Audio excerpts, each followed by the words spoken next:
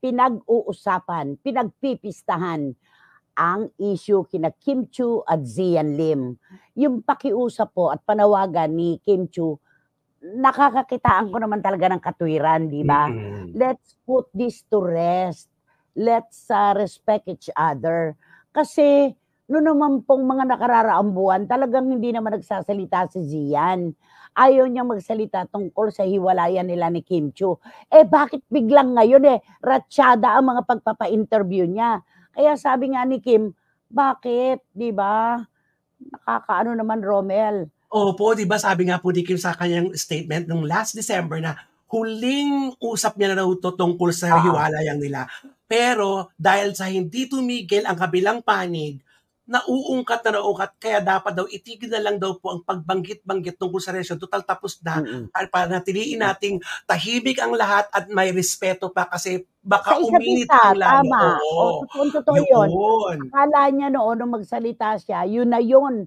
Kahit na Yes. sino pumilit kay Kim Chiu tungkol sa hiwalayan, nginingitian lang niya, tinatawanan lang Correct. niya. Sabi nga niya, kaso paulit-ulit na lang naman. Totoo. Sabi niya, kaya dapat, let's just put this to rest at magrespetuhan na lang tayo.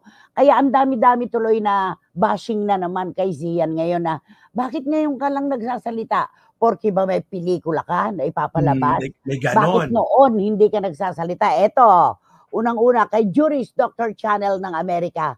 Oo nga naman, Zian Lim, nung kayo pa ni Kim, ayaw mo magpa-interview tungkol sa kanya o sa inyong relasyon.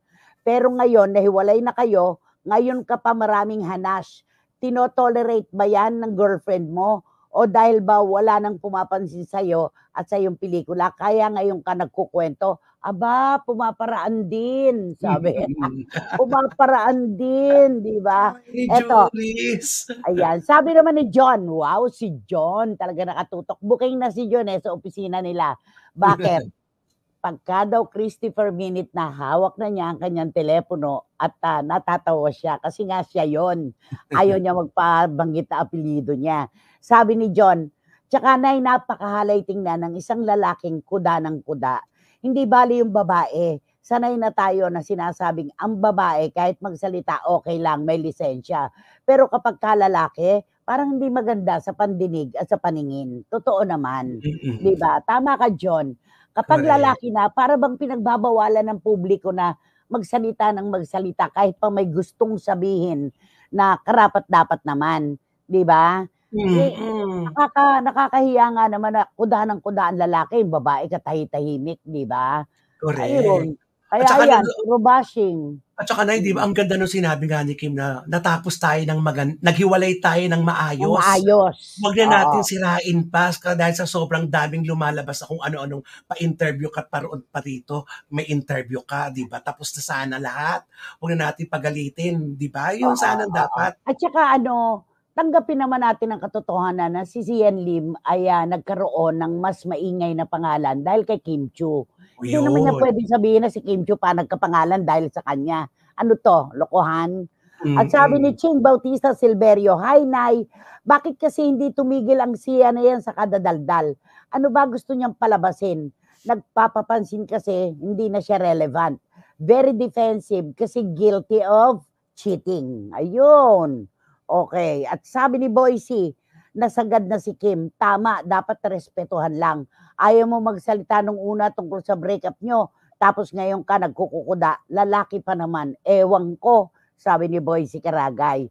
At sabi ni Tita Julie Paras, may movie pala si X, kaya nag-iingay. Alam na this, baka mabantilawan ang movie pag walang ingay. Hindi ba't may lumabas nga na yung narinig yung boses ni Kim na kasi baka pag nagsalita ako, walang manood ng movie niya. Di ba? Meron lumabas na ganon. Kaya parang kabait na bata nito, no? Yung naiiyak siya sa inis. Sa inis yun eh. Dahil kumbaga, ano ba? Oo, nagpapalohan pa rin sila. Pero alam mo yun, yung si Kim, okay na sa kanya na ganyan na lang. Pero wala siyang sinasabi. Tapos yung lalaki, dinidetalye. 'di ba? Kumbaga sa karne tinitilad-tilad niya. Correct. At Oh, napaka-smart nitong sumagot talaga 'to si Kim, yung hindi masakit pakinggan na mm. talagang siya pa yung nakikiusap na itigil na po natin ito, tapos na po Hmm, ito, patahimikin natin ang kwentong ito kasi hmm. naka-move on na ako, naka-move on na ang lahat, parang Ay gano'n, 'di anak, ba?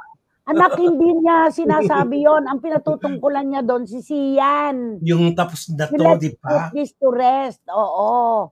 Magrespetuhan na lang kasi totoo naman, alam nga namang mga reporters papagbintangan, tinatanong lang naman sila, Correct. 'di ba? Sabi ni Dan Clavesillas, "Sa totoo lang po, nakakabawa sa pagkalalaki ang masyadong madaldal, kiss and tell ang dating mo. Ewan ko ano trip mo," sabi ni Dan Clavesillas.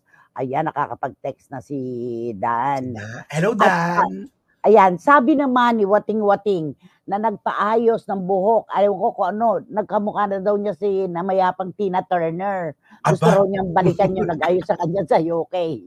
Ayan, "Nanay masarap na Lunes." Aba, may movie pala si Sian Lim, parang wala naman akong maramdaman.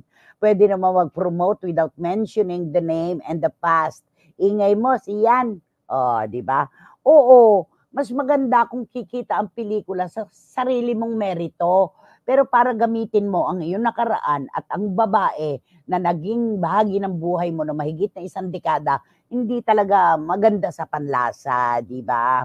Sabi ng aking inirerespetong kasama sa hanay, magaling na kolumnista at mabuting tao, si Tito Ronald Constantino, "Kim is dignified."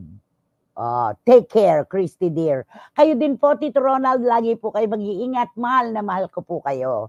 Ayan, Kim is dignified. Yun na yun, 'di ba? one-liner. Mm. Gusto ko si Kim, mabait na bata, just like Miles Ocampo. Mag-uumpisa na ang Pajak Princess kanina. Nag-umpisa na ang Pajak Princess kanina sa TV5. Tama, Boy si Karagay. Nakakahanga yung mga taong ganito na gustong-gustong magsalita pero pigil na pigil dahil Mm. ayaw niya makapanakit, 'di ba? Yes, yun ang Yun, napakagandang ugali ni Kim. true, ayan. Mm.